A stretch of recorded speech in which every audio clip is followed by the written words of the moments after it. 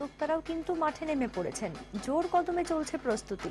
পুজোর 4টে দিনের মেনু ঠিক করা, সাংস্কৃতিক অনুষ্ঠানের জন্য শেষ কয়েকটা দিন নিজেদের ঝালিয়ে নেওয়া, সবকিছু নিয়েই এখন চরম ব্যস্ততা আবাসনগুলিতে। কোন আবাসনে এবার কি রূপে আসছেন উমা, চলুন দেখে আসি।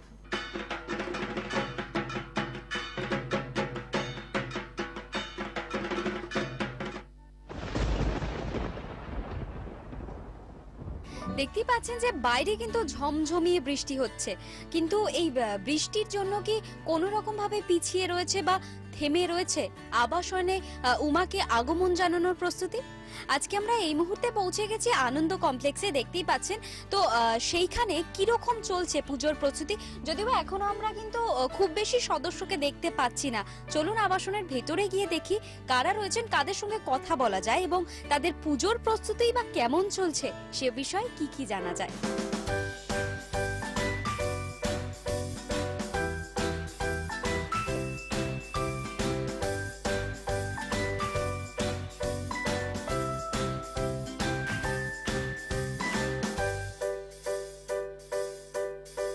এই মুহূর্তে আমাদের সঙ্গে রয়েছেন আবাসনেরই একজন, যিনি পুজোর সঙ্গে তো অবশ্যই যুক্ত এবং তিনি পুজোর ব্যাপারে আমাদেরকে কি জানাবেন সেটাই আমরা শুনে নেব।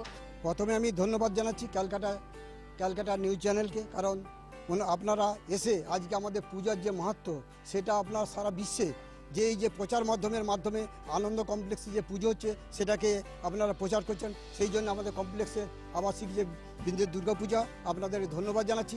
আগে সার্বজনীন দুর্গা উৎসব বড় রাজাদের বাড়িতে হতো, তার পরবর্তীকালে সার্বজনীন আসে এবং পরবর্তীকালে এই আবাসিক পুজোটা চালু হয়েছিল। এই আবাসিক পুজো চালু হওয়ার ফলে এই যে বিভিন্ন চ্যানেলরা তারা যে একটু আগে বললাম যে তারা যেভাবে আমাদের প্রচারের আলো এনেছেন এবং দেখতে পাচ্ছেন আমাদের প্রস্তুতি কিভাবে হচ্ছে এবং সুন্দরভাবে বিভিন্ন আগে থিম পুজো, আর্ট পুজো যেটা চালু হয়েছে বর্তমানে, কারণ আগের কিছু সাবেকি ছেড়ে দিয়ে এখন মানুষ এগিয়ে চলেছে থিম পুজো, আর্ট পুজো। দিদি, পুজো মানে দুর্গা পুজো মানেই হচ্ছে একটু আনন্দ করব এবং সেটা গান, নাচ বা আবৃত্তির মধ্যে থেকে। এই আবাসনে এবছর সাংস্কৃতিক অনুষ্ঠানে কি থাকছে? এইবার আমার উপর কিছু দায়িত্ব দেওয়া হয়েছিল। একটা আমরা উপস্থাপনা করছি যেটা আমরা গর্বের সঙ্গে বলতে পারি আমাদের আবাসনেই প্রথম হতে চলেছে বিশাল এক গীতিনাট্য। আর গীতিনাট্যটা কোনো গল্প থেকে নেওয়া নয়, আমাদের নিজেদেরই রচনা করা। অবনীন্দ্রনাথ ঠাকুরের রচিত রাজকাহিনী অবলম্বনে রাজস্থানের পটভূমিতে এক রাজকুমারীর হেরে যাওয়া, তারপর ফিরে এসে যুদ্ধ জয় করে আবার তার প্রাসাদ জয় করার ইতিহাস। কিন্তু আরো আমরা আবাসনে শুধু বড়রাই নয়, ছোটরাও রয়েছেন, এই জেনারেশনেরও আবাসনের আবাসিকরা রয়েছেন, তাদের সঙ্গেও একটু কথা বলবো। শপিংটা একটু আগে থেকেই করে রেখেছি, তার কারণ হচ্ছে যে আমি জানি আমাকে পুজোর সময় অনেক বেশি ইনভলভমেন্ট থাকতে হবে এবং আমাদের যে কালচারাল প্রোগ্রামগুলো আছে তাতেও আমি জড়িত। আমি ডান্স ড্রামা রাজনন্দিনীতে আছি, তো শপিং কমপ্লিট, প্ল্যানও হয়ে গেছে। মোটামুটি কমপ্লেক্সেই পুজোর 4টে দিন থাকি। হ্যাঁ, বন্ধুদের সাথেও টুকটাক বেরোতে হয়, সেই প্ল্যানটা পঞ্চমী ষষ্ঠীতে করে রেখেছি, যাতে মেন ডেজগুলো আমি এখানেই থাকতে পারি, খুব আনন্দ করতে পারি। এবং আমাদের একটা খাওয়া দাওয়ারও আয়োজন করা হয়েছে এবং রাতভর আমাদের গল্প চলে এবং তারপর তো দশমী একাদশী অবধি, বিজয়া সম্মেলনী অবধি প্রোগ্রামস থাকে। তো ফুল একটা প্ল্যান আমার হয়ে আছে এখন এবং খুব এক্সাইটেড আমরা সেই জন্য সবাই। তাহলে বুঝতেই পারছেন নিজেদের আবাসনের পুজো যেমন উপভোগ করবেন সবাই, পাশাপাশি কিন্তু বন্ধুদের সঙ্গেও বেরোনোটাকে মিস করবেন না, তাই জন্য আগে থেকে প্ল্যান করেও রেখেছেন। তো দেখি আমরা এক ঝলকে একটু যে এই বছর 2016 আনন্দ কমপ্লেক্সের সাংস্কৃতিক অনুষ্ঠানে কি থাকছে তার একটা দুটো ঝলক আমরা দেখে নেব এবং আপনারাও সঙ্গে থাকুন।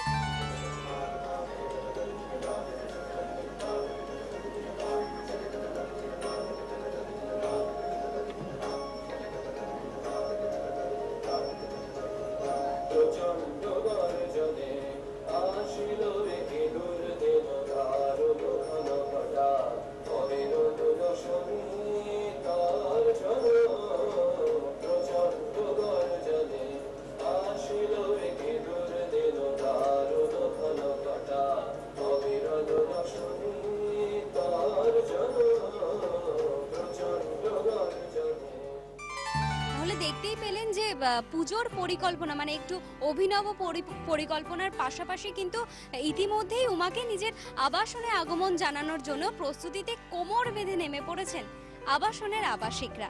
ক্যামেরায় সুরজিতের সঙ্গে শিল্পা শেখ, ক্যালকাটা নিউজ।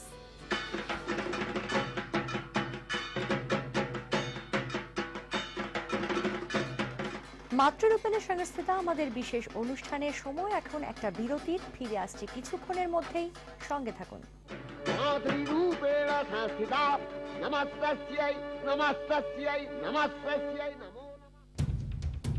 অগ্নিদগ্ধ ইতিহাসের আরো এক সঙ্গী, বশীভূত আরো এক প্রাচীন প্রেক্ষাগৃহ।